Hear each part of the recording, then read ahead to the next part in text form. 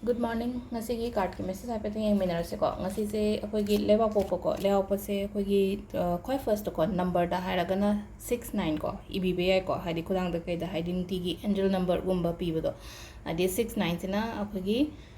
lewa popo gi number le no ko. Duga color da kai da hai raga di red gumba kai gumba season na BBI ko. Koi ngasi gi oina hai raga di. Ado aham bada akoi gi kai no se hana ying minute se ko. Hadi card message hai tare ko. दुगा timing जो है जरा के सिगी vena सिले रेखोगी 3 card से को 1 2 3 सिदगी 3 सिदगी करी guidance लाके है बदो ये मिनर से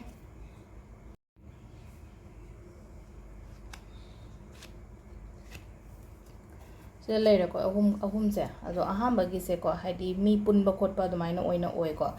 मी पुनबा ओइरो नत्रगा हाइडी खितंग नुंगाइबा ओइबा पॉजिटिव साइन गुंबा हाइ तारा ngasi gi oina हारगे एनर्जी से यामना फबा ओइबा हाइ तारा को थबा इंखांग गिदा ओइरो अमगिदा ओइरो को अदुगा अनि शुबजिना को हाइडी थबक से कैनोदि तौनी हाइडी चैलेंजेस लेरासु ऑब्स्टिकल्स लेरासु हाइदा एरपन खितंग लेरगा सुदुम माइ पाक पखोट पदमाइना पीरी को ngasi gi sum तौरुबा थबक ता हाइ तारा को कैनो तौरगा सो अदुगा अहुम सुबगी सेना को इसा इथंदा हाइसे पोट अनि से हसे को हाइदि बैलेंस तौरगा चटके गाइना खनबा मा लै को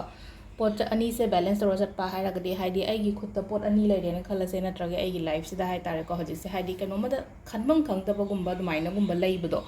अदु तारगा सो हाइ तारे को हाइदि अदु दो फजना बैलेंस तौबनी खंगदे अदु दो हाइ तारे को इना अनिमक कैनो पीसफुली अदुम कैनो तौर पुबा हैंडल तौबा ngमगनी बसी से को हाइदि हजि कंफ्यूजन गुंबा लै से को हाइदि बिटवीन टू पर्सन ओइरगा सो को नत्रगा हाइदि बिटवीन टू वर्क्स ओइरो बिटवीन टू बिजनेस ओइर से को अदुमाइ तौरगा को अदो मल्टीपल कैनो सु लाकनी को दुम ऑप्शन से हाइ तारे को इंगोंदा हाइदि अमा अनि खतंग नतबिदा थबक अतोपा अमा अतै सु लाकपा याइ को अदुगा टाइमिंग सिना अयुकी पुंग 9 गा मिनिट 5 दगिना पुंग 12 गा मिनिट निफुगुम दोय फाउंग लेरे को अदगी 2 गा मिनिट 36 दगिना 3 गा मिनिट 9 फाउंग लेरे अदगी 3 गा मिनिट 9 दगिना 9 गा मिनिट 36 फाउंग लेरे अदगी अमु नुंदांगिना 9 गा मिनिट 9 दोय दगिना पुंग 2 गा मिनिट 5 फाउंग लेरे को सिना ngasi gi oina afaba timing ko koige adu sida leire koigi